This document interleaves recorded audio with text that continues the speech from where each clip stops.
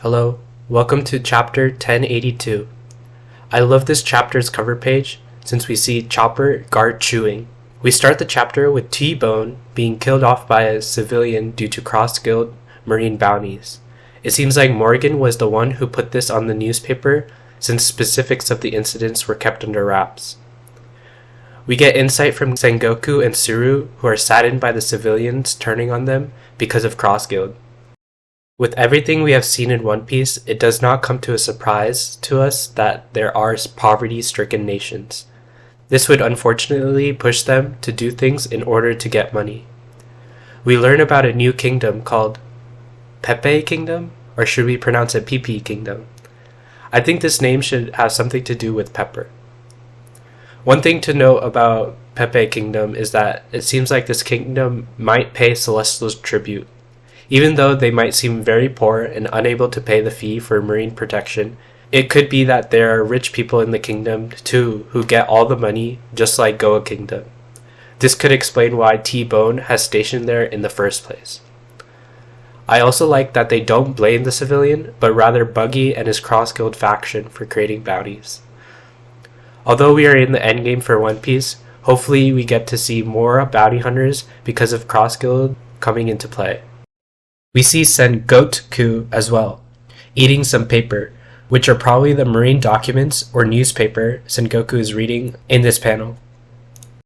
Sengoku says that they must neutralize cross-guild since not only does it hinder them physically with civilians who they are supposed to protect, but also affect the marines mentally from the fear of always getting jumped. Hina comes along and mentions that Garp went to get Kobe from Hachinosu, which came to a shock to Sengoku and Tsuru, meaning that it was not ordered by the marines and Garp did it on his own volition. Hina also mentions that at least Kujaku is with them. This makes me think that maybe Kujaku is related to Hina or might be Hina's daughter, since they both look similar and they both have similar devil fruit powers of capturing or making objects and people submit to them. We cut to Empty Bluffs Island, where Buggy and Cross-Guild are stationed. Buggy talks to the civilian who collected T-Bone's bounty, congratulating him and accepting him into Cross-Guild. The civilian says that his starving family would be receiving the bounty money so that they wouldn't die of starvation, which is sad to see and hear about his situation. This also reminds me of the villages on the outskirts of Wano starving and how Orochi dumped them smiles, which the villagers ate because they were so hungry. Then we get to see Buggy in the flesh. We get a pun of barley being so fresh. Buggy cereal confirmed? I searched up Buggy cereal and found this cereal called Moonstones. It has a blue mascot which also has a red nose like Buggy. Is this confirmation that Buggy is the moon god? Ooh, is Oda making a Buggy cereal company? Can we get some Buggy cereal fan art? We then see Buggy's epic cross-guild ship with Buggy's face as the figurehead. It kinda reminds me of Big Mom's ship, truly fitting of a Yonko. We see Mihawk and Crocodile unhappy with Buggy's ship and meet in the meeting room where Buggy gets tag-teamed and pummeled. Crocodile talks about Cross-Guild's growing influence and how he plans on creating a utopia to become a strong military state. It seems like everyone wants to create a utopia of some sorts. Big Mom wanted to create a race utopia, but was twisted in the sense of it becoming a dictatorship, and people had to pay tributes with their lifespan. Kaido wanted to create an anarchy utopia, which is quite the oxymoron, where the strong rule and fighting ensues. Blackbeard wants to create a pirate utopia and form his own kingdom. It seems like all of these are bound to fail, and the only person who might create a utopia is Luffy. But I think that's not the right way to look at it. I feel like achieving the One Piece and becoming Pirate King is the only way to achieve a utopia. So when Buggy says he wants to go after the One Piece, it might also benefit in achieving Crocodile's dream of creating a utopia. Don't believe me? Buggy even says that Crocodile's thinking is backwards and says that they can achieve wealth and power by claiming the ultimate treasure, which is the One Piece. Anyways, we get a flashback of Shanks and Buggy interacting and saying that Shanks didn't follow after Roger and go after the One Piece for some reason, But now that Luffy has become a Yonko, Shanks is seeking out the One Piece. Shanks asks Buggy to join him, but Buggy rejects him since he didn't want to go after the One Piece. Buggy loves treasure, even remembering how Shanks made him lose that treasure map, and so I can understand why Buggy feels so strongly for going after the One Piece. Crocodile talks about how they aren't playing pirates and is running a business, and Mihawk says that they would have to take on the Yonko.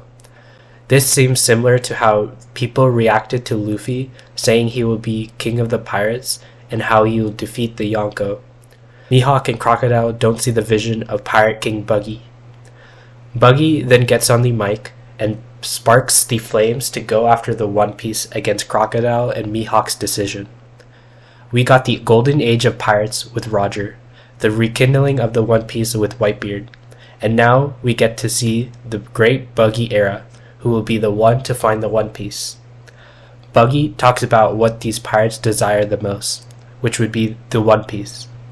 These pirates went out to sea to claim the One Piece, and now Buggy is solidifying that the One Piece can be achieved.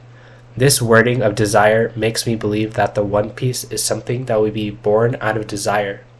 Then we jump to Kawabaka Kingdom, where we see all the vice captains of the Revolutionary Army.